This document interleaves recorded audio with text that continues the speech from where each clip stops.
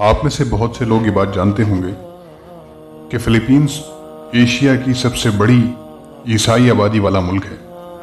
تقریباً 100 ملین وفاداروں کی آبادی کے ساتھ یہ برازیل اور میکسیکو کے بعد دنیا میں تیسرا بڑا کیتھولک ملک ہے، اور جناب کلیوپاس ڈاکلن یہاں کے مذہبی پیشوا تھے۔ کلیسا نے 2013 میں انہیں اس اعلیٰ ترین عہدے پر فائز کیا تھا۔ وہ چرچ کے اندر 21 سال مسلسل خدمت سر انجام دینے کے بعد اس عہدے تک پہنچے تھے۔ انہوں نے مقامی سطح پر مذہبی تعلیم مکمل کرنے کے بعد یونان میں کئی سالوں تک یونانی، عبرانی اور آرامی میں بائبل کا مطالعہ کیا اور عیسائیت کے بڑے علماء سے فائدہ حاصل کیا، اور اس کے بعد خود بھی بائبل کے بڑے عالم بن گئے۔ فلپینو بشپ کلیوپاس ڈاکلن نے اعلان کیا ہے کہ انہوں نے عیسائیت چھوڑ دی ہے اور 64 سال کی عمر میں اسلام قبول کر لیا ہے۔ ان کی کایا پلٹنے کی یہ کہانی اس وقت شروع ہوئی جب وہ آرتھوڈاکس چرچ میں پادری تھے۔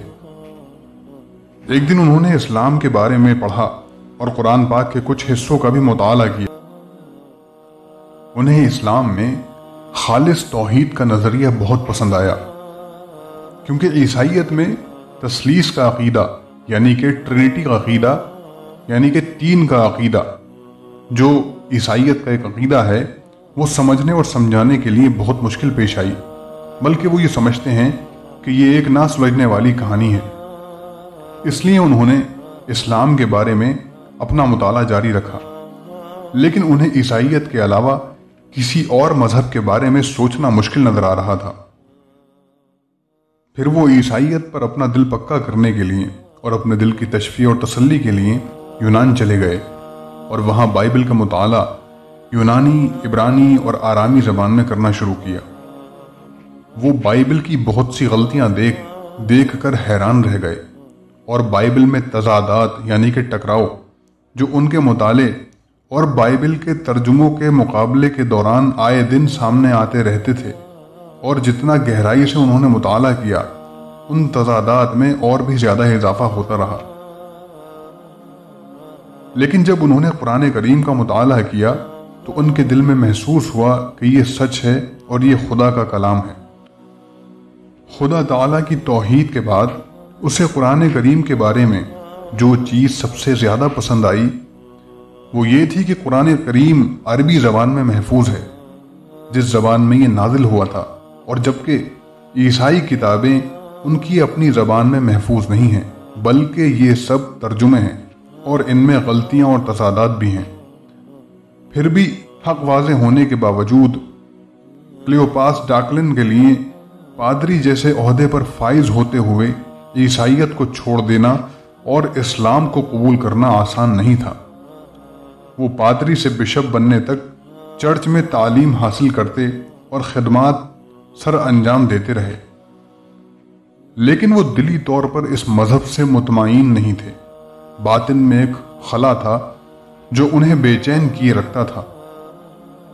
اس خلے کو صرف قرآن پاک سے ہی پر کیا جا سکتا تھا، چنانچہ انہوں نے فیصلہ ہی کر لیا اور عیسائیت چھوڑ کر اسلام قبول کرنے کا اعلان کر دیا۔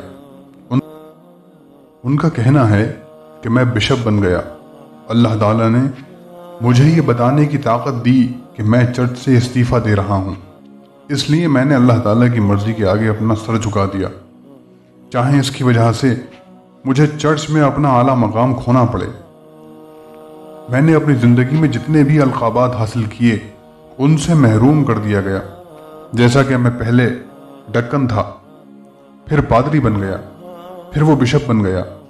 اس کے علاوہ میں نے یونان میں کئی سال تک بائبل کا مطالعہ کیا، جس کے بعد میں بائبل کا بڑا عالم بن گیا، اور اب آخر کار مسلمان ہو گیا اور گواہی دی کہ اللہ کے سوا کوئی معبود نہیں اور محمد مصطفیٰ صلی اللہ علیہ وسلم اللہ کے رسول ہیں، اور عیسیٰ علیہ السلام بھی اللہ کے رسول اور بندے ہیں۔ ایکس بشپ کلیوپاس ڈاکلن صاحب نے قبول اسلام کے بعد اپنا نام موسیٰ ابراہیم رکھا ہے۔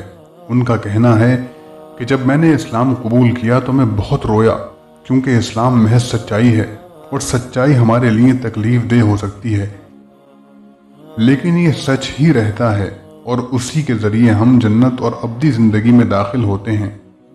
میرا عزم ہے کہ اپنی باقی زندگی میں لوگوں کو اسلام میں داخل ہونے کی دعوت دوں گا۔ عیسائی دنیا میں کلیوپاس ڈاکلن کا بہت بڑا مقام تھا، لیکن انہوں نے اسلام کی خاطر اپنے سارے عہدے چھوڑ دیے، اور ایک ہم ہیں جو پیدائشی مسلمان ہیں، جو فجر کے خاطر نیند نہیں چھوڑ سکتے، باقی نمازوں کے خاطر اپنی مصروفیت نہیں چھوڑ سکتے۔ اللہ تعالی ہمیں عمل کی توفیق عطا فرمائے۔